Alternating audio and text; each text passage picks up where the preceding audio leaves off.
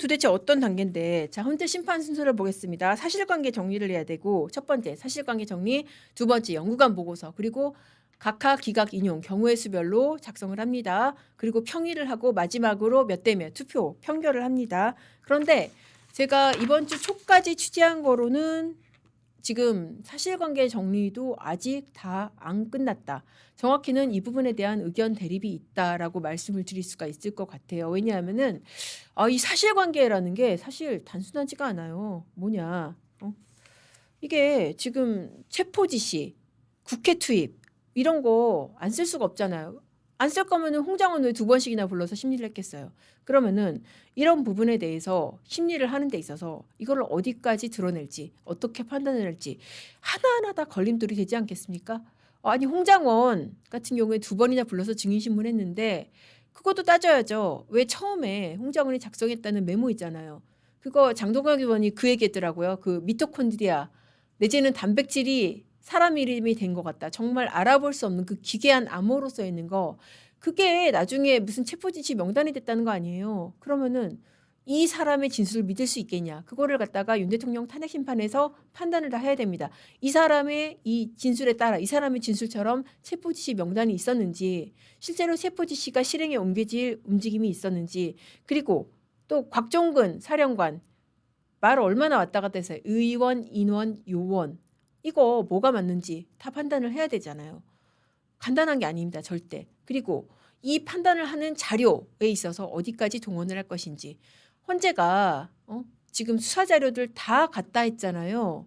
그러니까 수사 자료들 같은 경우에 사실 헌재법이 어떻게 돼 있어요. 여러분 이제는 이 조항도 다 아실 거예요. 헌재법 32조에 지금 재판이나 소추 진행 중인 자료에 대해서는 송부 요구할 수 없다고 돼 있잖아요. 근데 헌재는 그거 다 갖다 쓰고 있잖아요. 뭐를 근거로? 부칙에 보면은 원본이 안 되면 4번 요구할 수 있다는 말도 안 되는 근거로 다 갖다 쓰고 있잖아요. 이 부분에 대해서 많은 법조인들이 지적을 하고 있습니다. 심지어는 저는 이분 칼럼 굉장히 주의 깊게 봤고 이게 법조계에서도 큰 반향을 일으키고 있는데 강일원 전 헌법재판관 누구게요? 박근혜 탄핵 사건의 주심이잖아요. 심지어 이분 같은 경우에도 이거 전례에 따르면 안 된다. 헌재가 전례에 따라서 이렇게 수사기록 갖다 쓴다고 하는데 전례에 따르면 안 된다라고 하고 있잖아요. 지금 다른 법조인도 아니고 박근혜 탄핵 심판의 주심이었던 사람이 공개적으로 신문 칼럼을 통해서 그렇게 얘기를 하고 있는 상황입니다. 왜 전례에 따르면 안 된다고 하냐면은 그때랑은 법이 완전히 바뀌었다는 거예요. 이 법이 바뀌었기 때문에 형사소송법이 더 엄격해졌기 때문에 동의하지 않은 거는 증거를 줄 수 없잖아요. 그러니까 지금 정말 이렇게 유력한 법조인, 법조계 거두에 해당하는 사람도 그런 얘기를 하는데 안에 있는 헌법재판관들이 이런 거 다 무시하고 깔끔하게 무시하고 아우 됐고요. 우리는 수사기록 갖다 쓸 거고요. 이거 기초로 파면 판단할 거예요. 라고 할 수 있을 것인가? 저는 그게 아니라고 봅니다. 설사 그런 판단을 하더라도 시비 걸리지 않게 정말 잘 단도리를 해야 되는 거예요. 자, 우리가 수사 기록을 갖다 썼으면 어떤 근거에 의해서 썼고 지금 법이 바뀌었음에도 불구하고 이거를 기록을 증거로 채택을 했으면 왜 그렇게 했고 이거 정말 공격당하지 않게 탄탄하게 써야 됩니다. 안 그러면은 헌재 존립 기반이 정말 흔들릴 수도 있는 문제예요. 그러니까 이거 정말 간단히 할 수 있는 문제가 아니다. 오래 걸릴 수밖에 없다. 그런 말씀을 드리고 싶습니다.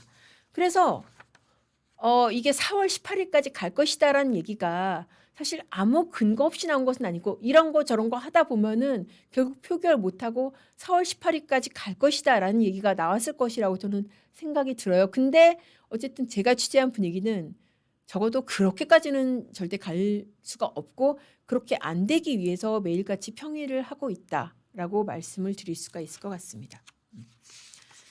정말 케이지님 말씀대로 지키지 않을 법이면 법 개정을 왜 했겠어요. 그리고 법과 헌법과 법률과 양심에 따라 심판한다는 헌재가 이걸 무시하면 말이 안 되는 거죠. 바깥에서 감나물려가 아니라 전직 헌법재판관 특히 대통령 탄핵 심판의 주심이 이렇게 얘기를 하고 있는데 안에 있는 사람들이 이거를 무시하고 넘어갈 수 있을 것인가.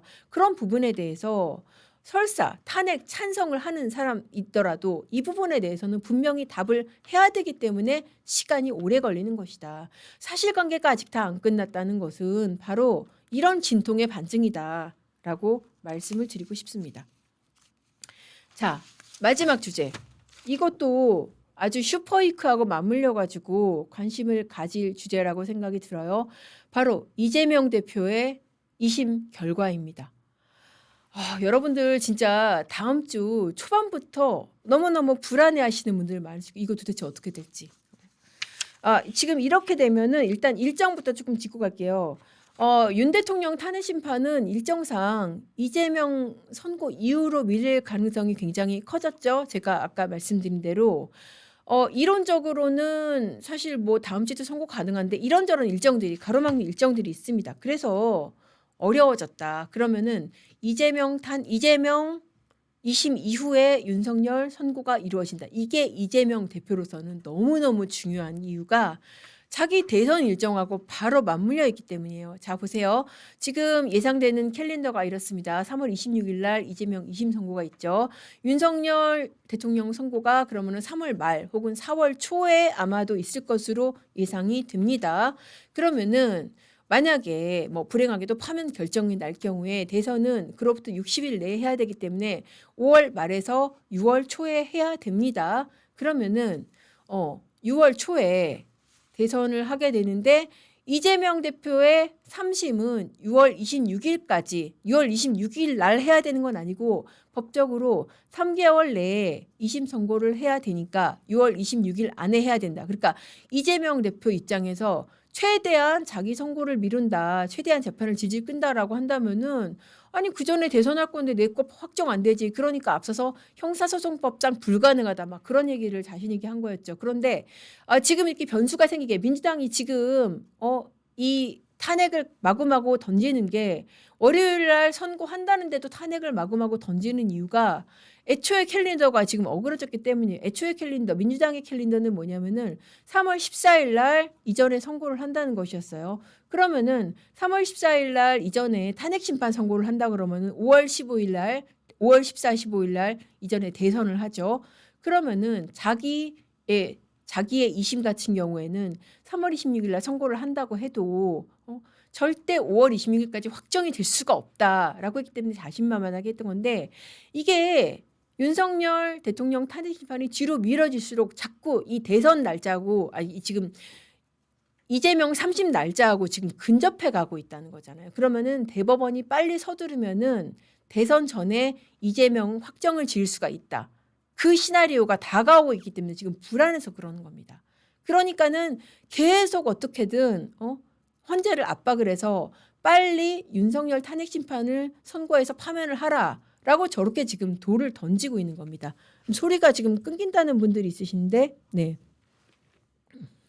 자, 그렇게 해가지고 지금 탄핵 스케줄이 계속 뒤로 늦춰지고 있으니까 자기 2심 판결하고 연관지어서 계속 뒤로 밀려가지고 자칫 이렇게 해서 만약에 대법원이 서두른다면은 대선 전에 확정이 날 수도 있거든요. 왜냐? 지금 6월 26일 날 선고하라는 게 아니라 6월 26일까지 선고하라는 것이잖아요. 3월 26일 날 선고를 해서 만약에 1심대로 의원직 상실형이 나면은 3개월의 기한이 있잖아요. 3개월 중에서 딱 정해진 거, 법적으로 정해진 것은 20일밖에 없습니다. 20일이 뭐냐면은 소송기록 접수통지서 송달받고 20일 내에 상고 이유서를 내야 되는 게 있거든요. 그러니까 이걸 엄청 안 받으려고 할 겁니다. 당장 지금 보이는 게 뭐예요? 오늘 지금 뉴스 나왔는데 저기 있죠. 그런 지금 수원지법에서 하는 재판 있잖아요. 그거 계속 지금 송달 안 받고 있다는 거 아니에요? 수원지법에서 하는 지금 우리 PD님이 뭐 지금 속보를 하나 주신 것 같은데 수원지법에서 하는 그 재판에 지금 그 쌍방울 대북송금 재판 있잖아요. 그거를 갖다가 지금 안 받고 있다는 거 아니에요. 법관 기피 신청했는데 각하됐잖아요. 왜냐하면은 이미 정기 인사로 판사가 바뀌었기 때문에 각하가 됐습니다. 각하 결정을 송달을 받아야 되는데 이거를 6차례를 수령을 안 했다고 합니다. 계속 찾아갔는데 폐무문제 사람 없어가지고 송달을 못했어요. 그러니까는 법원이 그러면 어떻게 돼요? 집행관 보내잖아요. 집행관을 3번이나 집으로 보냈는데도 송달을 안 받았다는 겁니다. 야, 이거 어떻게 보면 저 대법원 재판의 예고편 같은 생각이 드는데 이런 식으로 대법원에서 받아야 되는 소송기록 접수 통지서 이거를 지금 안 받으려고 하지 않을까 죄송합니다. 그런 불안이 좀 드네요. 그리고 또 오늘 같은 경우에도 이재명 대표가 증인으로 나와야 되는 재판이 있었어요. 대장동. 증인으로 불렀는데 불출석 사유서 내고 안 나왔습니다. 지난번에 사유서 냈는데 그래도 어쨌든 법원이 나오라고 했으니까 오늘 나오지 않나 싶었는데 안 나왔어요. 그러니까는 법원이 계속 이렇게 안 나오면은 지금 뭐 과태료 부과 나오고 그런 얘기 나왔죠.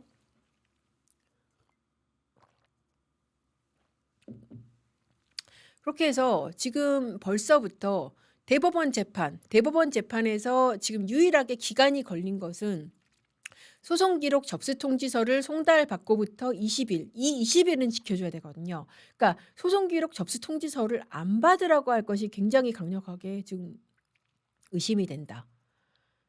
지금 당장 보세요. 지금 법관 각하 같은 경우에 이것도 지금 안 받고 있잖아요. 그래서 이 대북송금 사건 같은 경우에 지금 시작도 못 하고 있거든요.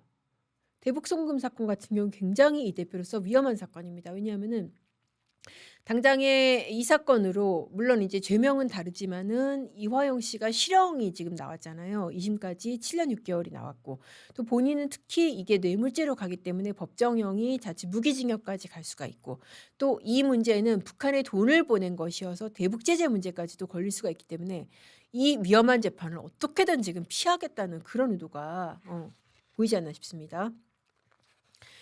그렇게 해서 재판을 2심이 만약에 1심대로 유죄가 나더라도 이렇게 지연될 게 굉장히 우려되는 상황이라서 이 부분은 어떻게든 좀 강력하게 여당이든 아니면은 대법원이든 단도리를 해야 되지 않나 싶고요. 지금 어떤 분들이 이거 요청을 해주셨는데 저도 오늘 이거 좀 준비 마지막으로 했어요. 이 와중에 이재명 무죄설이 돈다고 하더라고요. 실제로 저도 들었어요. 무죄가 날 것이다. 라는 얘기가 서울고법 주변에서 돌고 있다. 그리고 그러니까 이것도 이제 찌라시가 이런 형태로 도는 것 같습니다. 재판부 일원인 판사가 민주당의 모 의원한테 이 사건 걱정하지 마라. 무죄 날 거다라고 얘기를 했다라는 찌라시가 돕니다. 자, 그래서 이 부분도 제가 이제 좀 알아봤어요. 근데 사실 이 부분 같은 경우에는 이건 정말 이론적으로는 다들 이제 사실 이런 중요한 사건 해본 판사들한테 물어보면은 지금 재판 중인 재판부가 야당 의원한테 이런 얘기를 한다? 만약에 사실이면은 정말 이게 밝혀지면은 이 사람 이건 탄핵사 이거야말로 정말 탄핵사유입니다. 이게 재판관의 평의 같은 경우에는 뭐 헌재도 그렇고 사실심도 평의에 대해서는 이 합의라든지 재판관의 합의는 누설이 금지돼 있습니다. 그래서 지금 내일 모레 선고할 사건에 대해서 이렇게 얘기를 했다? 만약에 이게 사실이라고 한다면은 이거는 탄핵 사유에 해당할 것이고요. 실제로도 정말 이렇게 중요 사건 같은 경우에는 적어도 제가 아는 판사들 같은 경우에는 아예 그냥 언론 보도 자체를 안 보는 사람들도 많아요. 왜냐? 영향을 받으니까. 지인들하고 SNS도 답 안 하는 사람들 많습니다. 아예 그냥 무시를 하고. 그런데 이거를 갖다가 이렇게 얘기를 한다? 뭐 이제 뭐 누가 얘기했다 그러는데 글쎄요. 이거를 그러니까 진짜 그런 식으로 도는 얘기인데 과연 그러면은 그 얘기를 하시는 분은 이거를 실제 누구한테 들었는지 그거를 추적해서 물어보면은 그건 그분도 자신 있게 얘기를 못할 거라는 생각이 들어요. 정말 그 판사한테 들었는지 그 판사로부터 내가 민주당 누구한테 이렇게 얘기했어라고 들었는지 그거는 정말 가능하지도 않고 있어서도 안 되고 있을 수도 없는 일이라 그런 생각이 듭니다. 그리고 또 이제 뭐 그런 얘기도 돌아요. 그러니까 서울고법 주변에서 저도 왜 그런 얘기 들었어요. 뭐 고법 판사들, 부장판사들이 아니 사람을 알고 모르고가 그게 죄가 돼? 말도 안 되는 얘기지.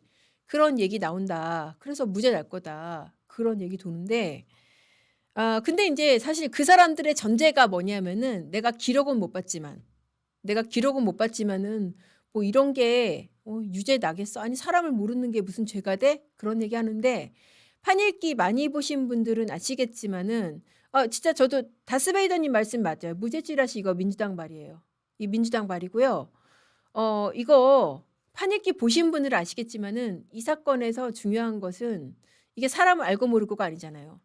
더 중요한 거는 사람을 알고 모르게 대해서는 1심에서 이미 무죄 판단을 했어요. 사람을 알고 모르고는 이거는 사실적시의 영역이 아니기 때문에 이거는 무죄 판단을 이미 했고 김문기 모른다 해서 유죄 판단이 난 것은 골프를 쳤다.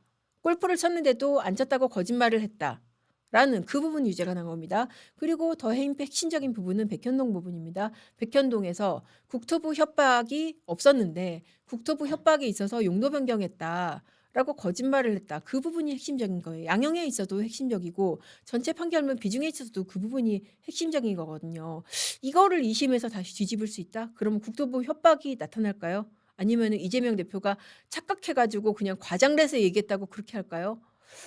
만약에 이런 판단이 난다고 한다면은 이거는 거짓말 면허증이 되는 거예요. 선거 앞두고 내가 비위 의혹을 받고 있는 부분에 대해서 전혀 사실이 아닌 얘기를 들이대면서 판넬까지 준비하면서 자, 여러분 이런 게 있습니다. 제가 용도 변경을 한 것은 국토부 협박 때문입니다. 이런 거짓말을 용인하는 법원이 용인하는 그런 결과가 될 겁니다.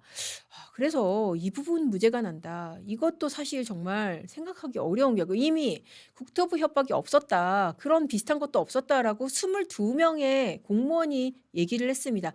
그냥 국토부 협박이 없었겠지라고 쓴 판결문이 아니에요. 그리고 민주당발 찌라시가 안 맞는 경우 되게 많아요. 당장에 최상목 탄핵 같은 경우에도 이렇게 지금 헛다리 짚어가지고 헌재가 지금 날짜 잡았잖아요. 그리고 또 제가 직접 경험한 거 뭐가 있냐. 김경수 사건 같은 경우에도 불과 며칠 전만 해도 김경수 무죄설 엄청 돌았거든요. 1심에서도 돌고 2심에서도 돌았어요. 근데 결과적으로 어떻게 됐습니까? 다 징역 2년 실형 나왔잖아요. 그 복역까지 했잖아요. 그리고 지금 나와가지고 지금 비명계에서 지금 활동을 하고 있잖아요. 그러니까 민주당발 찌라시는 그렇게 믿을 게 못 된다.